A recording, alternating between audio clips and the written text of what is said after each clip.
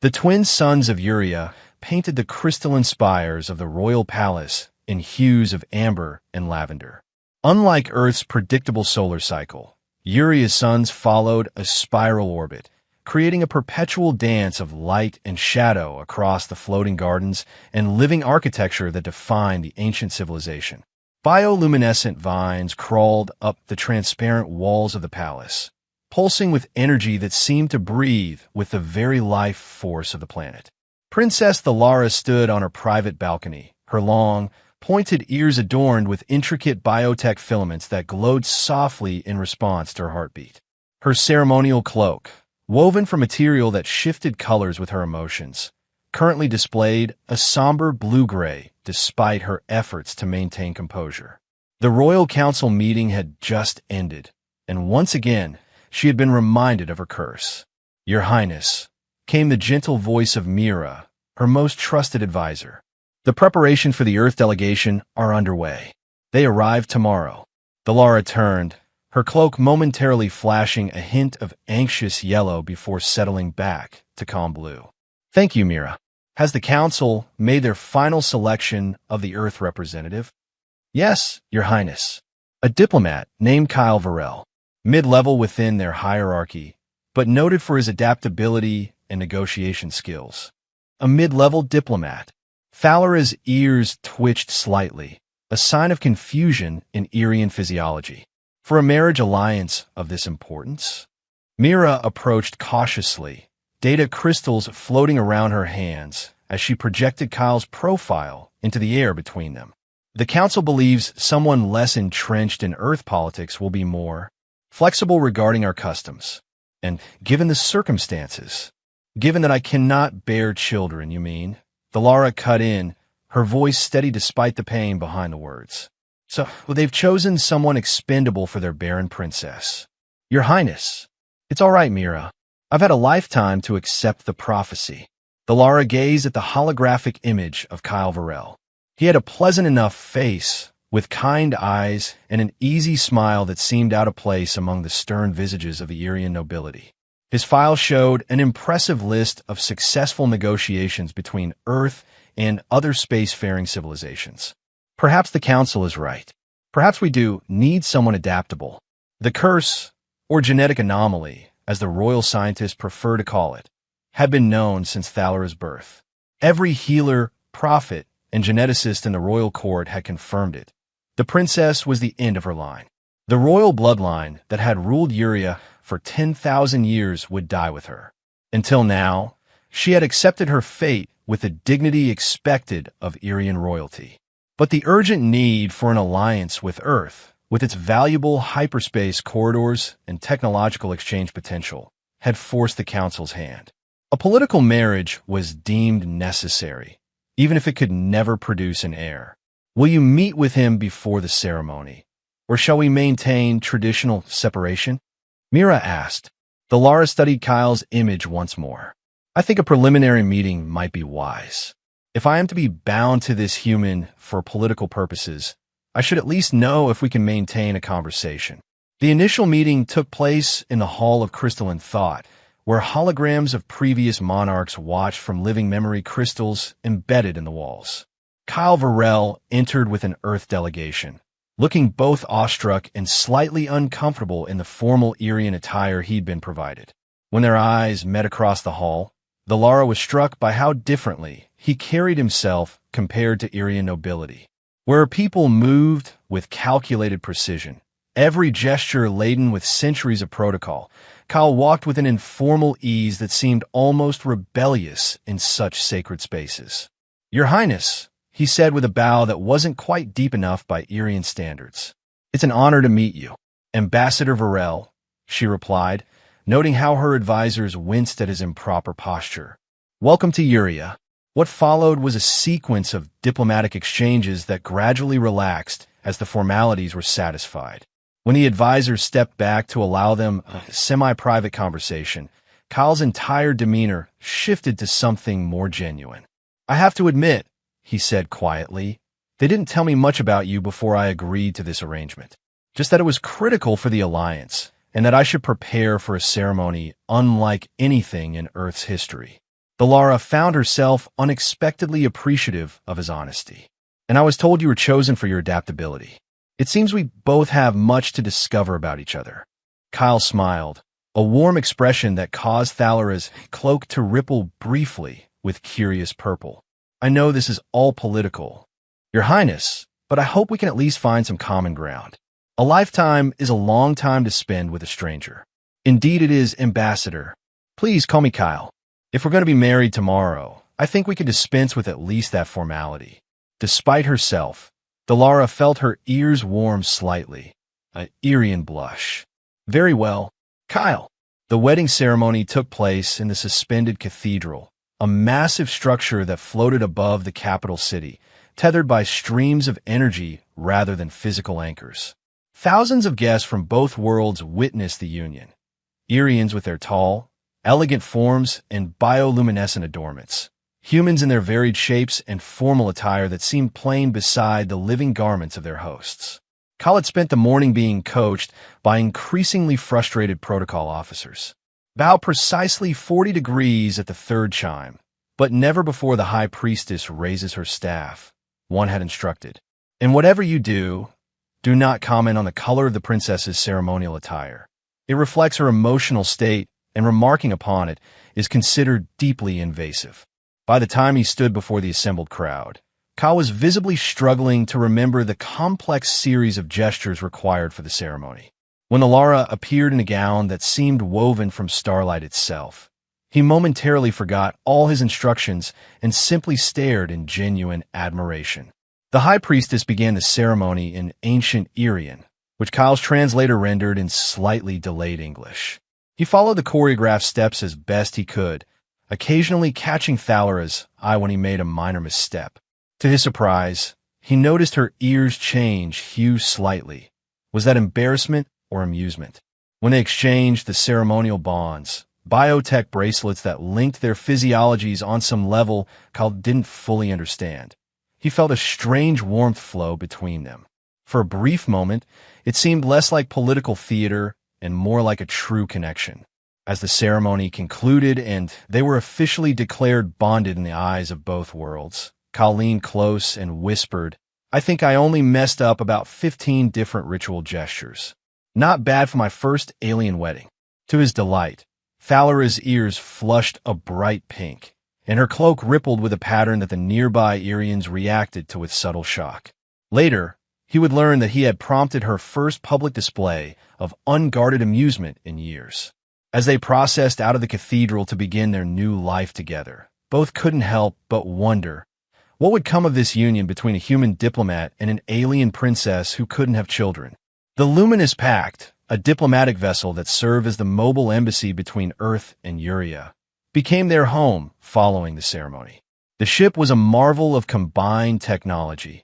Earth's practical engineering meshed with Uria's organic architecture. Living walls that responded to mood and thought.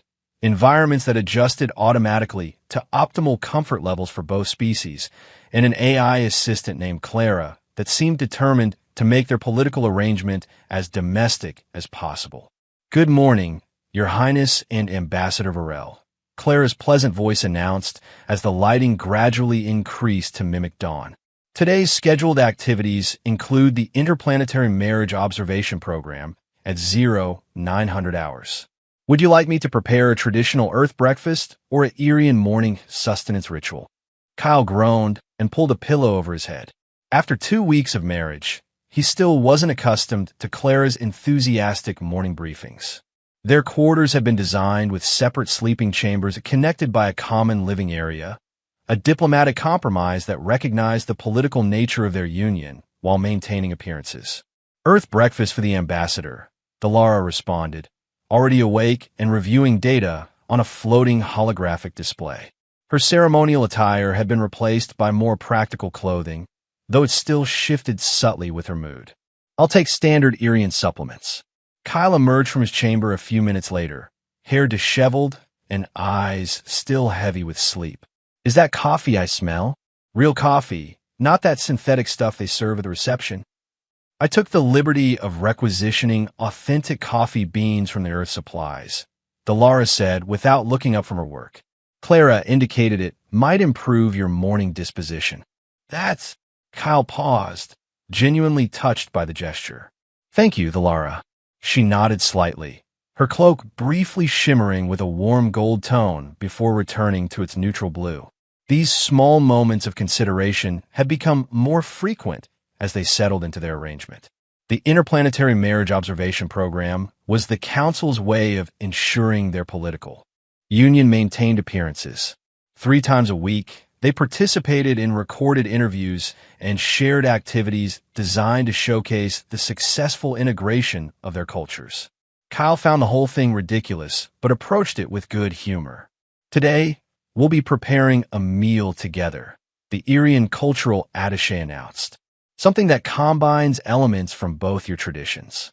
What followed was an hour of barely contained chaos as Kyle attempted to explain the concept of pasta to the Lara, while she tried to teach him how to activate the flavor profiles in Irian bioluminescent spices. The result was a dish that glowed faintly blue and tasted nothing like either world's cuisine. It's unique, Kyle offered diplomatically after his first bite. It's terrible, the Lara stated flatly, though her ears betrayed a hint of amusement. Perhaps we should have stuck to our separate culinary traditions. Where's the fun in that? Kyle grinned. Besides, the whole point is finding middle ground, isn't it? These moments, small, genuine interactions away from the weight of their diplomatic responsibilities, were becoming increasingly valuable to both of them. Despite the political nature of their beginning, a tentative friendship had formed.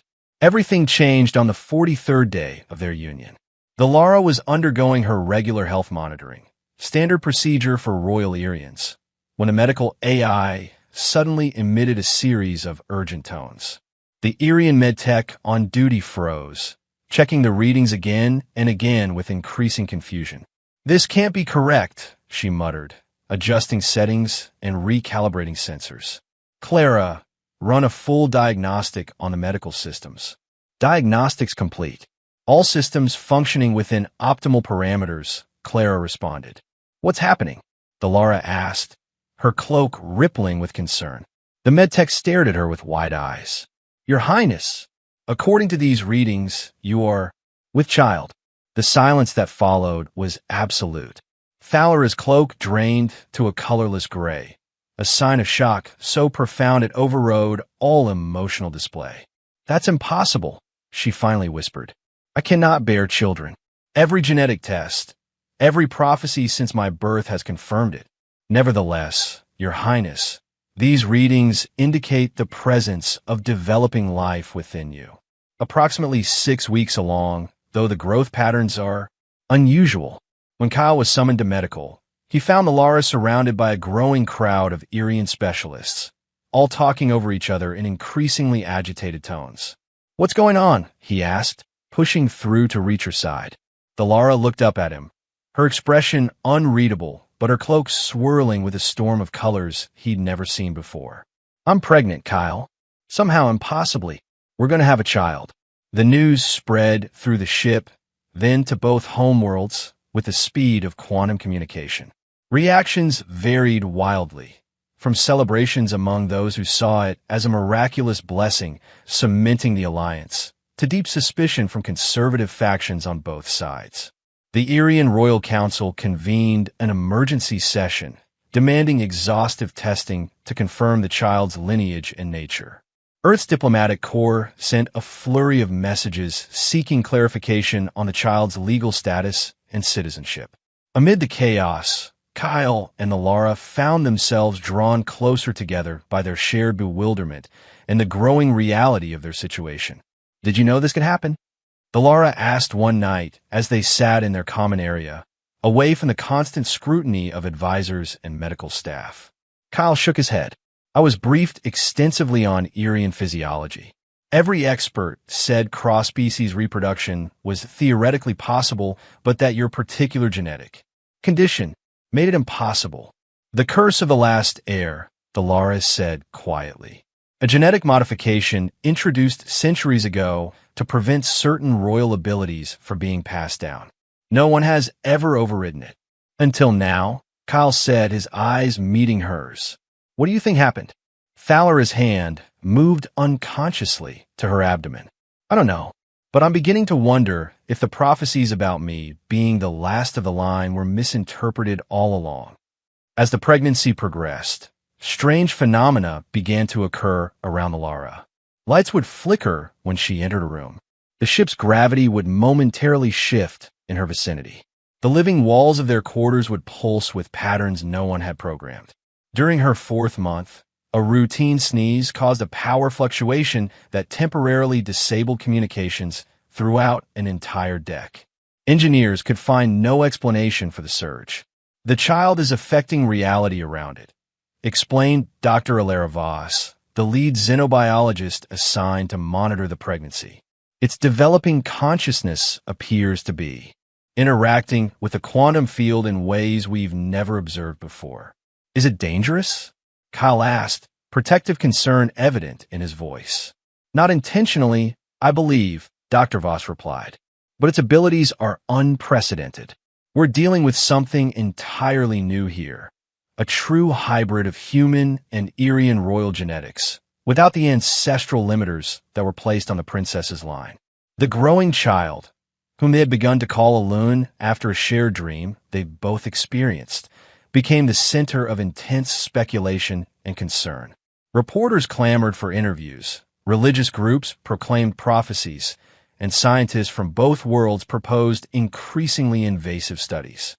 Through it all, Kyle remained steadfastly protective, surprising even himself with how quickly he had transitioned from reluctant political husband to expectant father. The Lara, for her part, found her initial shock giving way to a fierce maternal instinct that overrode centuries of royal decorum. They're saying Alun might exhibit abilities not seen since the dawn age of Uria, she told Kyle one evening as they reviewed the latest medical reports. Abilities that were deliberately bred out of the royal line because they were deemed too powerful, too dangerous for any one being to possess. Kyle took her hand, something that had become natural between them. Whatever abilities our child has, we'll figure out together. The word "our" hung between them, weighted with a significance neither had anticipated when they'd agreed to their political union. Their arrangement had evolved from diplomatic necessity to genuine partnership, and something deeper was growing alongside their child. It was during Thalara's 6th month that the War Silent made their presence known. Clara detected the anomaly first, a distortion in space near the luminous pact, like a fractured mirror reflecting the stars around it. As the ship's sensors focused on the phenomenon, it resolved into a vessel of unfamiliar design, its surfaces constantly shifting as though unable to settle on a fixed form. Incoming transmission, Clara announced. Unknown origin, but utilizing Irian royal encryption protocols from the preunification era. The holographic projection that materialized in their common room showed a being with recognizable Irian features, but altered in subtle, unsettling ways. Elongated cranial structures, eyes that reflected light differently, skin that seemed to phase between solid and translucent. "Greetings, Princess Thalara of the diminished line," the figure said, its voice resonating strangely. "I am Vex of the War Silent. We have observed the miracle growing within you with great interest." "The War Silent are a myth," Thalara responded, though her cloak betrayed her uncertainty with ripples of anxious purple. "A cautionary tale told to royal children. All myths contain truth at their core, Princess. We are the exiled scientists who refuse to implement the genetic restrictions placed upon the royal bloodline. For centuries, we have preserved the true weave, the original genetic potential of your ancestors." The figure's gaze shifted to Kyle. "And now, through this unexpected union with an unmodified species, you have accidentally bypassed those restrictions. What do you want?" Kyle demanded, stepping protectively closer to the Lara. "The child belongs to the weave," Vex stated simply. "It is the first unbound royal birth in a millennium, a being whose potential will reshape reality as it matures. Such power cannot be left in the hands of those who would suppress it. Again, you will not touch our child," the Lara said, her voice taking on a dangerous edge Kyle had never heard before. Vex smiled, an expression that didn't reach his eyes. We have ways of claiming what belongs to the weave, princess. Ways your council has long forgotten. The child will return home, one way or another. The transmission ended abruptly, leaving them in stunned silence. Within hours, the Irian Royal Council and Earth's diplomatic security forces had mobilized, surrounding the luminous pact with protective vessels. Debates raged about how to respond to the threat, with some council members suggesting that allowing the war silent to study the child might be the most prudent course. Kyle exploded when this was proposed during an emergency meeting. They're threatening to kidnap our unborn child, and you're suggesting we hand Alun over for research? Ambassador Varel, one council member said soothingly, you must understand the historical context. The war silent possessed knowledge about Irian genetics that was deliberately purged from our records. If the child truly manifests unbound royal abilities. I don't care what abilities our child might have, Kyle interrupted. No one is taking Alun away from us. His use of us, rather than the princess, did not go unnoticed. Several council members exchanged meaningful glances, while Thalara's cloak briefly shimmered with warm gold before she composed herself. As the pregnancy advanced, the war silent maintained their distance, but sent increasingly frequent messages directly to the Lara through channels that bypassed all security measures. Each communication contained both veiled threats and tantalizing hints about the child's potential. Your daughter will reshape worlds, one message read. Her consciousness will extend beyond physical boundaries. She is the key to evolution we have sought for generations. Surrender her to those who understand her nature, or watch as your dynasty truly ends in flame. Public opinion became sharply divided. Some viewed Alun as a blessed symbol of the alliance between worlds, while others feared the unknown consequences of a child with potentially reality-altering abilities. Religious groups on both planets proclaimed prophecies about the coming birth, some hopeful, others apocalyptic. Through it all, Kyle and the Lara grew closer, their political arrangement evolving into something neither had anticipated. Late one night, as they sat watching the stars from their viewport, Kyle finally gave voice to what they both had come to feel. I need you to know something, he said quietly.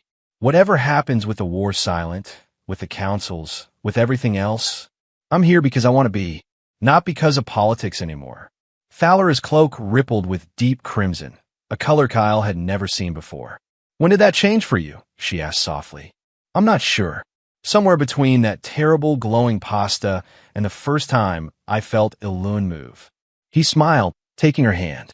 For what it's worth, this may have started as diplomacy, but it's become the most important mission of my life, protecting you and our daughter. The irony is not lost on me, Thalara said with a soft laugh. I was the cursed princess who could never bear children, married to an Earth diplomat for convenience. And now we face losing our miracle child to ancient genetic conspirators. We won't lose her, Kyle promised, his voice firm with conviction. Whatever it takes, Alun stays with us. The crisis reached its peak during Thalara's 8th month, when the war silent finally made their move.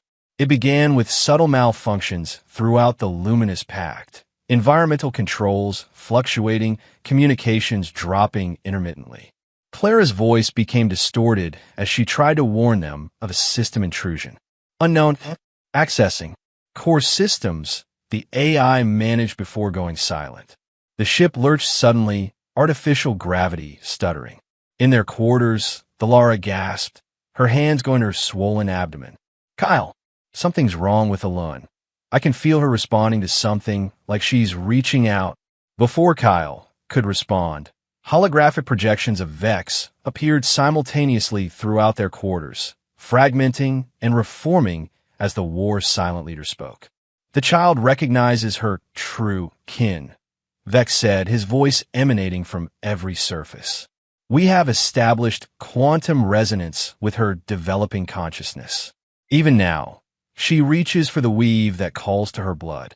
The Lara cried out in pain, her cloak flashing warning red. She's fighting it. I can feel her resisting.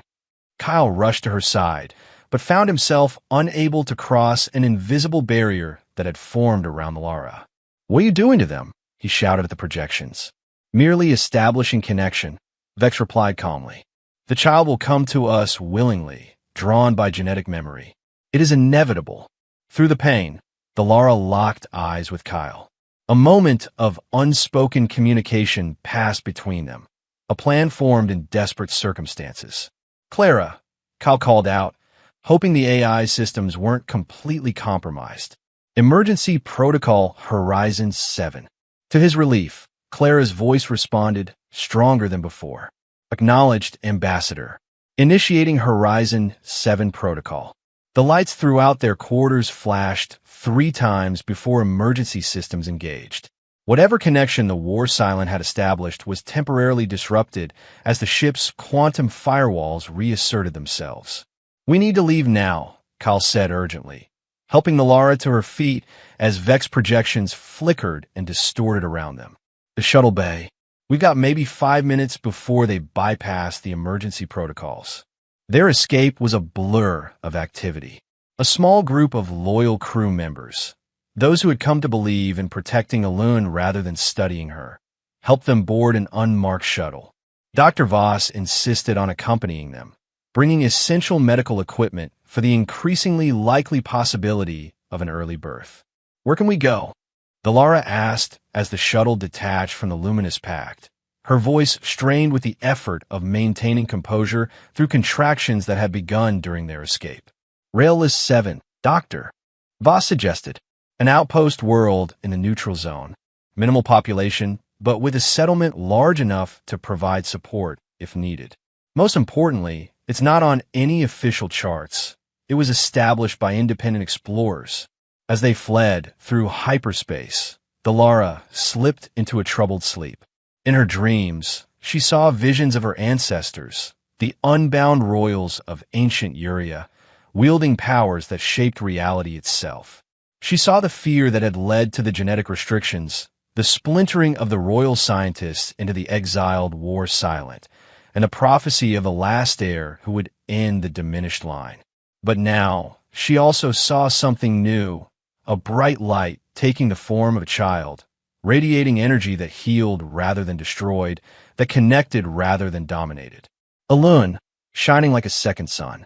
She awoke with a gasp as the shuttle emerged from hyperspace above Railless 7, a small world with vast oceans and scattered archipelagos of lush islands. "We're here," Kyle said, relief evident in his voice. No sign of pursuit yet, but as Dr. Voss helped the Lara to her feet, it became clear that Elune had other plans. Thalara's water broke as they prepared for landing, her contractions now coming rapidly. "The child is coming now," Dr. Voss announced, her professional calm belying the urgency of the situation. The stress of the escape must have triggered labor. They landed in a clearing near a small settlement. Local time showing early evening as twin moons began their ascent in the violet sky. The settlers, initially wary of the unscheduled arrival, quickly offered assistance when they realized a birth was imminent. Inside a simple structure built from local materials and off-world technology, the Lara began the process of bringing Elune into the world. Kyle stayed by her side, his diplomatic training forgotten as he alternated between offering encouragement and near panic at the intensity of the birth process. "I see the head," Dr. Voss announced after what seemed like hours. "One more push, Your Highness." Instead of pain, the Lara felt a surge of energy radiate through her body as she gave a final push. The room filled with a soft luminescence, emanating not from any light source but from the air itself. Outside, the local flora suddenly burst into bioluminescent bloom, bathing the clearing in ethereal light. Elune entered the world without a cry. Instead, as Dr. Voss lifted the newborn, the child opened eyes that shimmered with inner light and released what could only be described as laughter, a sound that manifested as visible ripples of energy cutting across the night sky above them. "She's perfect," Kyle whispered, tears streaming down his face as he gazed at their daughter. The Lara reached out to touch Elune's tiny hand, her cloak radiating pure gold with no effort at control. "She is unbound," she said softly. "Just as they said. I can feel it." The moment of wonder was interrupted by a familiar distortion in the air, the telltale sign of the war's silence presence. Outside the simple birthing chamber, the settlers gasped and pointed at the sky, where a vessel like a fractured mirror now hung silent above the clearing. Vex and 3 other silent materialized at the edge of the bioluminescent flowers, their forms partially translucent, as though not fully committed to physical presence. Kyle moved protectively in front of the Lara and Elune, but to everyone's surprise, the silent made no aggressive move. Instead, Vex stood observing the child with an expression of wonder that seemed almost reverential. "The weave flows through her," he said finally, "but not as we predicted. She does not destroy or dominate the patterns around her. She harmonizes them." Elune gurgled happily, and with each sound, the plants around them pulsed with synchronized light. "She is neither bound nor unbound," Vex continued, his voice softer now. "She is a new pattern entirely. Human adaptability with Irian potential. She stays with us," the Lara stated firmly, her royal authority unmistakable even as she lay exhausted from childbirth. Vex considered for a long moment before nodding. "We will watch. The child has already changed the weave in ways we could not foresee. Perhaps it is time to let evolution chart its own course." He locked eyes with the Lara. "But know this, Princess of the New Line, we will be observing. The galaxy may depend on what your daughter becomes." With those words, the silent faded from view, their ship disappearing into a fold in space that closed behind them like a healing wound. 3 weeks after Elune's birth, Kyle sat on the porch of their temporary home on Railless 7, watching as the Lara gently rocked their daughter beneath the light of the twin moons. The local wildlife had developed a curious habit of gathering near wherever Elune was present, from tiny flying creatures that resembled moths with glowing patterns on their wings to more substantial fauna that kept a respectful distance while clearly drawn to the child's energy. "News from the councils," Kyle said, reading from a data tablet. "The Irians have indefinitely postponed any judgment regarding Elune's status. Apparently, several key members experienced significant dreams the night she was born, dreams that left them shaken and, surprisingly, hopeful." The Lara smiled, something that came much more easily to her now. Her formal royal demeanor had softened since Elune's birth, though she maintained the dignity that was so fundamental to her nature. "And the war's silent?" she asked. "No direct contact since that night, but there are rumors of their ships being spotted near major research outposts, observing rather than interfering." Kyle set the tablet aside and moved to join his family.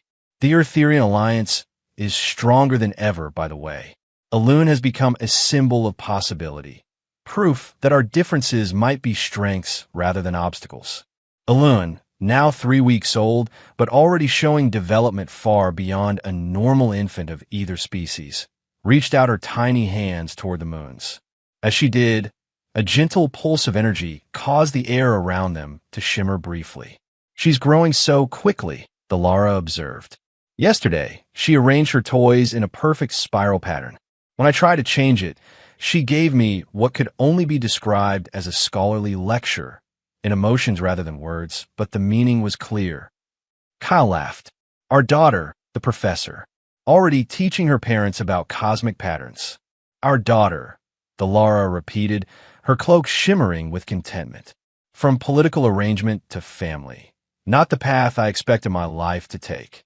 "Speaking of unexpected," Kyle said, struggling with a bundle of Elune's clothes that needed cleaning, "I still can't figure out how to activate these algae-based cleaners you brought. Last time I tried, they turned everything bright purple." The Lara laughed, a full, unrestrained sound that would have shocked the Royal Council. "Here, let me show you again." She took the bundle, demonstrating the correct pressure points to activate the cleaning organisms. "Like this, gentle but firm, just like dealing with Earth diplomats." As night deepened on Railless 7, the small family sat together beneath the stars. Elune eventually drifted to sleep in Thalara's arms, her dreams manifesting as faint auroras in the air above her. What do you think happens next? Kyle asked quietly. With her, with us, with everything? Dalara looked up at the vast expanse of stars. The prophecy said I would be the last of my line. Perhaps it was right, in a way. Elun isn't just a continuation of the royal bloodline. She's the beginning of something entirely new. The war silent will be watching, Kyle reminded her. And sooner or later, both our worlds will want to understand exactly what Elun can do. Then we'll face that together, Dalara said with certainty. Whatever comes, whatever she becomes, she won't face it alone. Between them, Elun stirred slightly in her sleep, and a small pulse of energy caused the night-blooming flowers around their home to suddenly open, filling the air with a sweet, calming fragrance. It was as if, even in dreams, the child was shaping the world around her into something more harmonious. High above, the twin moons of Railless 7 cast their gentle light on the small family. A once barren princess, a former diplomat, and the impossible child who had brought them together and changed the course of 2 civilizations. Whatever the future held, it would unfold in ways that neither humans nor Irians had imagined possible before Elun's first laugh had cut across the night sky like a promise of things to come.